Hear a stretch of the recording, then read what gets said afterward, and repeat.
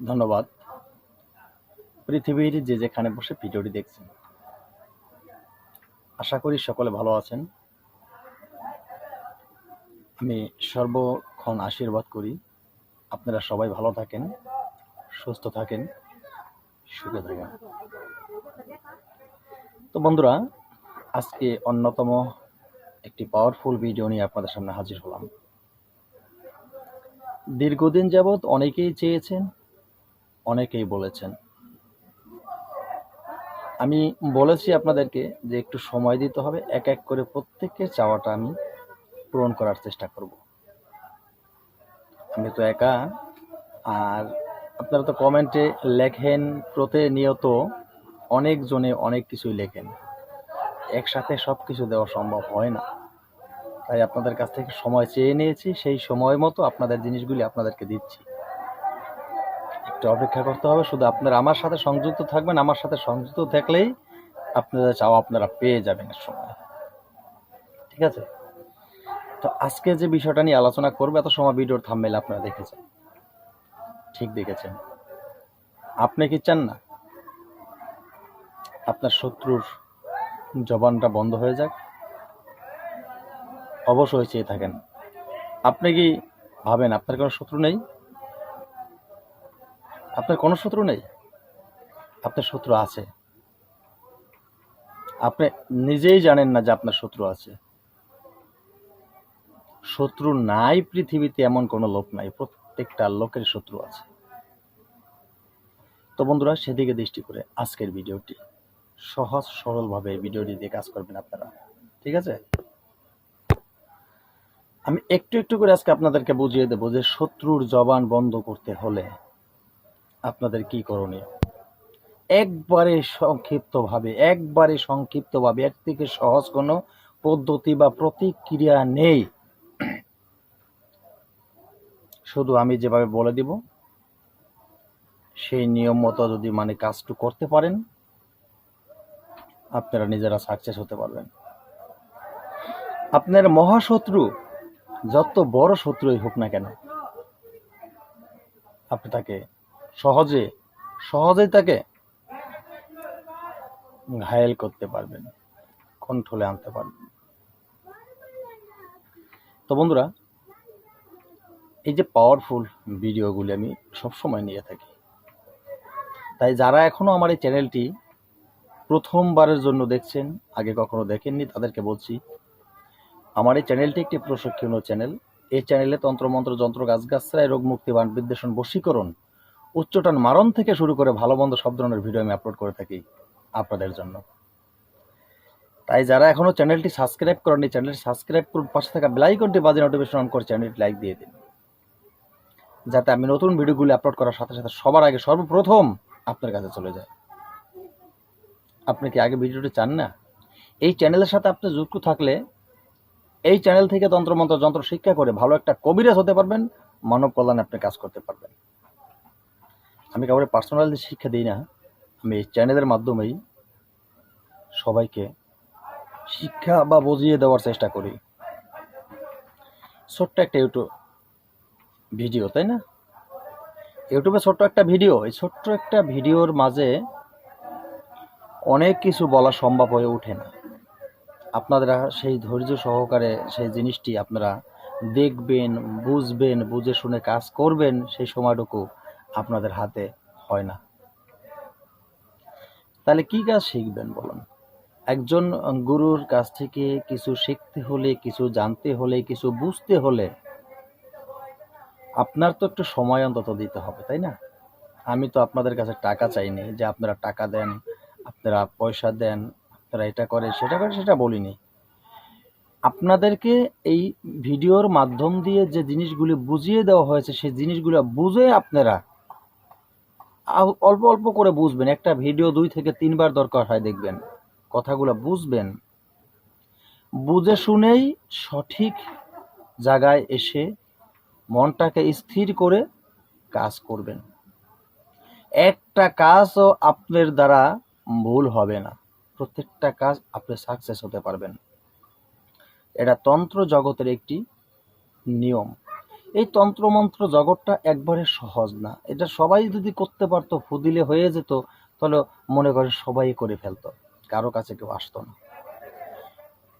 নিয়মে সম্ভব, অনিয়মে কিছু সম্ভব না। এখন অনেকে ইউটিউব চ্যানেলে এসেছে, গুরুজি একটা ভিডিও দিয়েছে, গুরুজির কাছ থেকে একটা মন্ত্র পেয়েছি, গুরুজির কাছ থেকে একটা যন্ত্র পেয়েছি, এটাকে আমি এক্ষুনি করব, কাগজে একটু দাগিয়ে দুগিয়ে একটা যন্ত্র তৈরি করে নিল, তা সেটাকে নিয়ে যে এরকম সেরকম কিছু করে দিল। গুরুজি, কাজ তো হচ্ছে না। কাজ এভাবে হয়? কাজ এত সহজ নয়। কাজ করতে হলে দেহটাকে পবিত্র করতে হয়। এই দেহটা যত সময় অপবিত্র থাকবে, দেহটার ভিতরে যত সময় পাপ থাকবে, তত সময় তোমার দ্বারা কাজ হবে না। পাপ মুক্ত করতে হবে দেহটাকে। পাপ মুক্ত করতে তোমার কি প্রয়োজন? পাপ মুক্ত করতে হলে তুমি কখনো মিছা কথা বলতে পারো না। পাপ মুক্ত করতে হলে তুমি মানুষকে ঠকাতে পারো না। পাপ মুক্ত করতে হলে সৃষ্টিকর্তার সংবিধান তোমাকে মেনে চলতে হবে। পাপ মুক্ত করতে হলে গুরু বাক্য তোমাকে মেনে চলতে হবে। এই দেহটাকে পাপ মুক্ত যখন করে ফেলবে, পাপ মুক্ত যখন হয়ে যাবে, এরপরেই তুমি যেটা করবে সেটাই হবে। তোমার উপরে আর কোনো কিছু ভুল সিদ্ধান্ত বা ভুল সাজেশন বা ভুল কটু বাক্য কিছু আসার কোনো সম্ভাবনা থাকলো না। তুমি তখনই একজন পরিশুদ্ধ মানুষ হয়ে গেলে, আর তোমার ভিতরটা তান্ত্রিক হয়ে গেল, তোমার ভিতরটা একজন গুরু হয়ে গেল। তোমরা কি মনে করো? একটি লাল শালু পড়লে, একটি রুদ্রমালা গলে দিলে একজন তান্ত্রিক হয়ে যায়, গুরুজি হয়ে যায়, বাবাজি মাথাজি হয়ে যায়, তাই না? বাবাজি মাথাজি হয় না। সাজ তো সাজাই যায়, সাজটা সবাই সাজতে পারে, কিন্তু সাজের কাজ সবাই করতে পারে না। মানুষকে দেখানো সাজ, এটা সবাই সাজতে পারে, বাজার থেকে কাপড় কিনে অলংকার কিনে সাজতে পারে, এটা কোনো অসুবিধা নাই, কিন্তু সাজের কাজ তো সবাই জানে না রে বাবা। সাজের কাজ করতে হলে দেহ পবিত্র করতে হয়। অনেক কথা বলে ফেলছি, একটু বলছি, কেউ মনে কষ্ট নিবে না, বোঝার চেষ্টা করলে এখান থেকে অনেক কিছু বোঝার আছে। অনেক কষ্ট করে শিক্ষাবিদ্যা নিয়েছি, অনেক কষ্ট করে শিক্ষাবিদ্যা নিয়ে আবার আপনাদের সামনে এসেছি। আমি আবার আরেকটু বার্তা আপনাদেরকে দিতে চাই, বার্তাটা আপনারা ফলো করবেন। আমি সম্ভবত খুব শীঘ্রই আবার ভারতে কামরূপ কামাখ্যায় চলে যাব। আমি কামাখ্যায় চলে যাব। তো কামাখ্যায় গিয়ে, সেখানে গিয়ে হয়তো আপনাদের সাথে কথা বলার সময় সুযোগ আমার থাকবে না, তবে আমি আপনাদের জন্য আশীর্বাদ করব কামাখ্যায় গিয়ে।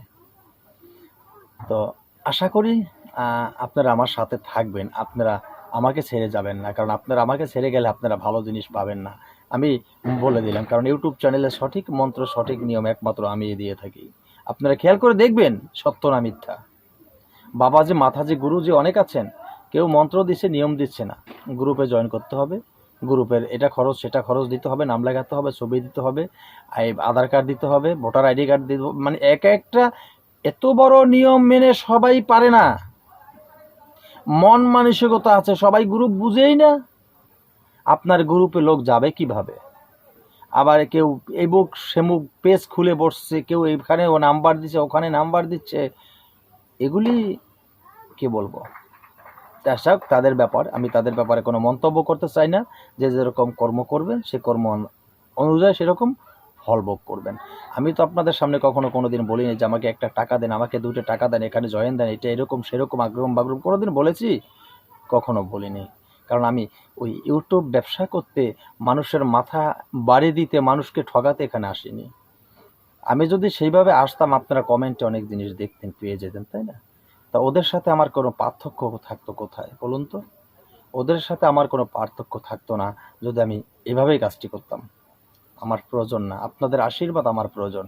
আপনারা যদি আশীর্বাদ করেন আমাকে, সৃষ্টিকর্তার কাছে, ভগবানের কাছে বা আল্লাহর কাছে, যেটাই বলেন, প্রার্থনা করেন, একটু আশীর্বাদ করেন, সেই আশীর্বাদটুকুতে সৃষ্টিকর্তা যেন আমাকে আমার কর্মস্থল বা আমার যে চাল চলনগুলি আছে সেগুলো কোনো পরিপূর্ণতার সাথে নিয়ে চলতে পারি, সেই শক্তি যেন আমাকে দান করেন। সে আশীর্বাদটুকু আপনারা করবেন। প্রতিনিয়ত যেন আপনাদের সামনে আসতে পারি, ভালো ভালো জিনিস যাতে আপনাদেরকে আমি উপহার দিতে পারি। আশা করি বুঝতে পেরেছেন, কথা আর বাড়াবো না। চলুন আগে আজকের সেই শত্রুকে স্তব্ধ করার জন্য, শত্রুকে আয়ত্ত আনার জন্য, শত্রুকে জবান বন্ধ করাতে যে জিনিসটি প্রয়োজন, ছোট্ট একটি যন্ত্র প্রয়োজন। এই যন্ত্রটি সবাই করতে পারবেন একবারে সহজ সরলভাবে।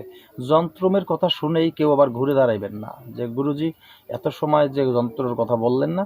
যে যন্ত্রটি একেবারে সহজ সরল, ঠিক আছে, যে কোনো লোক করতে পারবেন, যেই কোনো লোক করতে পারবেন, কোনো বাধা নিষেধ নেই। হ্যাঁ, শুধু আমি যে নিয়মে বলবো সেই নিয়মে যন্ত্রটি অঙ্কন করবেন। তো প্রত্যেকটা কাজের তো একটা নিয়ম আছে, নিয়ম ছাড়া তো কোনো কাজে হয় না, তাই না? তো নিয়ম ছাড়া যেহেতু কোনো কাজ হয় না, সেই নিয়মটা আমি বলে দিচ্ছি, মনোযোগ সহকারে শুনে নিন। তো চলুন সর্বপ্রথম আমরা যন্ত্রটি একবার দেখে আসি, ঠিক আছে? যন্ত্রটি দেখেই নিয়মটি বলবো। চলুন, এই যে যন্ত্রটি,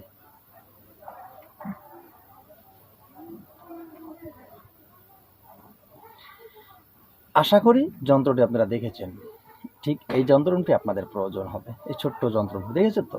তো এই যে যন্ত্রটির যেখানে নাম লেখা আছে সেখানে কিন্তু শত্রুর নাম লেখা হবে, যেখানে মায়ের নাম লেখা আছে তার মায়ের নাম কিন্তু লিখতে হবে, ঠিক আছে? তো আশা করি বুঝতে বাকি নেই। চলুন এবার বাকি নিয়মটা বলে দিচ্ছি কিভাবে কাজটি করবেন, ঠিক আছে? একবার সংক্ষিপ্ত আকারে কাজটি করতে পারবেন, কোনো ঝামেলা নেই, সবাই করতে পারবেন, অনুমতি সবাইকে দিয়ে দিলাম। এই কাজটি শুরু করলে করা উচিত শনি মঙ্গলবার করা উচিত, বা অমাবস্যা রাত্রে করা উচিত, ঠিক আছে? অমাবস্যা অথবা শনিবার মঙ্গলবার আপনি একাগ্রতার সাথে, বিশেষ করে দিনে এই ধরনের কাজ কিন্তু হয় না, রাতেই করতে হয়। রাত 12টার পর নির্জন জায়গায় নির্জন ঘরে বসবেন, দেহটাকে পবিত্র করে নেবেন, দেহটাকে পবিত্র করে পরিষ্কার কাপড় পরিধান করবেন, পরিষ্কার একটা আসনে বসবেন। উত্তরমুখী করেও কিন্তু বসতে হবে না, বা পূর্বমুখী করে বসতে হবে না।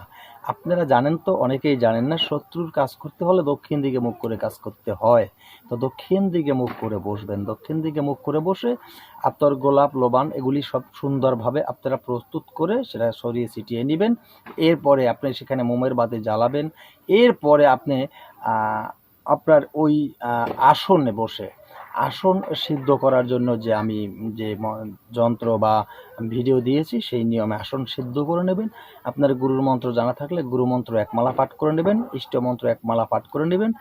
এরপরে আপনি আসনে বসে একাগ্রতার সাথে এক নিয়মে কাগজের উপরে, সাদা কাগজের উপরে একটি যন্ত্র অঙ্কন করবেন।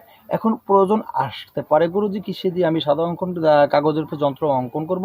এখন শত্রুর কাজ করতে হলে বিষ দরকার, মানে 8 রকমের বিষ দিয়ে কিন্তু কাজ করতে হয়। 8 রকমের বিষ, সেটা ইঁদুর মারা বিষ, ধানের জমিতে যে বিষ দেয়, এক একটা বিষ এক একটা নাম থাকে, সেই ধরনের বিষাক্ত যে জিনিসগুলি, সেই 8 রকমের বিষ এক করলে সেটাকে বলা হয় কি জানেন? অষ্টবিষ। সে অষ্টবিষ দিয়ে কিন্তু কাজ করা হয়। তো যারাই অষ্টবিষ দিয়ে কাজ করতে পারবেন তারা করবেন, যারা পারবেন না তারা কি করবেন, ঠিক আছে? তারা স্যাম্পলিংভাবে কাজ করতেই পারেন। তো অষ্টবিষ দিয়ে কাজ করলে কাজটা যতটুকু দ্রুত কাজ হয়ে যায়, অন্যভাবে কাজ করলে একটু সময় কিন্তু লাগে। যেমন আপনি মেশকে জাফরান কালি দিয়ে যদি কাজ করেন, সে একটু সময় দিতে হবে, করতে পারেন। তো এই লেখার পরে লেখা যন্ত্রটি সাদা কাগজে মুড়িয়ে একটি সরিতা তৈরি করবেন। মুড়িয়ে একটি সরিতা তৈরি করে সেটাকে সরিষার তেল, অরিজিনাল খাঁটি সরিষার তেল হতে হবে কিন্তু। সাদা সরিষা যে হয়, সেই সাদা বা হলুদ সরিষা, সেই হলুদ সরিষার অরিজিনাল তেল হতে হবে। মিশ্রণ হলে কিন্তু চলবে না। সে অরিজিনাল খাঁটি সরিষার তেলে আপনি এই যন্ত্রটিকে মুড়িয়ে সলিতা তৈরি করেছেন, তো সেটাকে ডুবিয়ে নেবেন। ডুবিয়ে নিয়ে তারপরে আপনার যেই শত্রু, সেই শত্রুর নাম আপনি ব্রেনটে নেবেন, আপনার কল্পনার ভিতরে নেবেন। তার নাম কল্পনা করতে করতে, মানে তার নাম বলতে বলতে, তাকে, সে আপনার সামনে আছে, আপনি তাকে পুড়িয়ে দিচ্ছেন, আপনি তাকে জ্বালিয়ে দিচ্ছেন, আপনি তাকে বোবা করে দিচ্ছেন, তার জবান বন্ধ করে দিচ্ছেন। এই মন্তব্যগুলি করতে করতে, শত্রুর নাম বলতে বলতে আপনি সেই সলিতার মাথায় আগুন জ্বালিয়ে দিবেন, ঠিক আছে? আগুন জ্বালিয়ে দিলে কিছুক্ষণের মধ্যে সেটা পুড়ে যাবে। তো এই কাজটি আপনি করবেন কয়দিন? এই প্রক্রিয়া কাজটি কদিন করবেন, তাই না? এটা আপনি দেখা গেছে কি, আপনি সর্বনিম্ন যেটা নির্ধারিত সময় করা বলা থাকে, কমপক্ষে আপনার 1 সপ্তাহ, মানে 7 দিন করা উচিত। 7 দিন করা উচিত, ঠিক আছে? তো এখন অনেক সময় দেখা গেছে কি, ওই যে বললাম যে অষ্টবিষ দিয়ে যদি কাজ করেন 3 দিনের রেজাল্ট হয়। আর যদি যেটা বললাম ওই কালি দিয়ে যদি কাজ করেন না, 7 দিন থেকে বা 11 দিনে কাজ কিন্তু হয়। তো আপনার শত্রু, একটা কথা মনে রাখবেন, শত্রুকে শাস্তি দেওয়া বা শত্রুর সাথে আপোষ করা এটা ভালো, কিন্তু একটা মানুষকে মেরে ফেলা ভালো না, সেটা হয় না, সেটা কখনোই কোনো সংবিধান হয় না, ঠিক আছে? তো কখনো শত্রু হোক যাই হোক তাকে ভালোবাসা দিয়ে কাছে রাখার চেষ্টা করবেন, তার ভুলটা সে একসময় বুঝতে পারলে সে আর আপনার সাথে শত্রুতা হয়তো করবে না, ঠিক আছে না? এভাবেই কিন্তু হয়, মানুষের ভুল হয়, ভুল হয় না এমন কোনো মানুষ নেই পৃথিবীতে, সবাই তো আর একরকম হয় না, সৃষ্টিকর্তা সবাইকে একরকম সৃষ্টি করেননি, যেমন আমাকে যেভাবে সৃষ্টি করছেন আপনাকে সেভাবে সৃষ্টি করেন, এই পার্থক্য আলাদা, অনেকটাই পার্থক্য আছে, তাই না? সেটা জ্ঞানের পার্থক্য হোক বা যে ধরনের কোনো পার্থক্য হোক না কেন, পার্থক্য তো একটু উনি রেখেছেন। তো যাই হোক, অনেকটা কথা বলে ফেলাম, আজকের মতো ভিডিও এখানে শেষ করব। আর নতুন কোনো ভিডিও নিয়ে আসার আগ পর্যন্ত কিন্তু সকলে ভালো থাকবেন, সকলে সুস্বাস্থ্য কামনা করি। যার যারা নিজের দিকে খেয়াল রাখবেন, নিজের আত্মীয় স্বজন যারা আছে তাদের প্রতি খেয়াল রাখবেন, বিশেষ করে যার যার বাবা মা আছে ছেলে সন্তানের দিকে কিন্তু খেয়াল রাখবেন। তো সকলে ভালো থাকেন, সকলে সুস্থ থাকেন, সুখে থাকেন। জয় গুরু।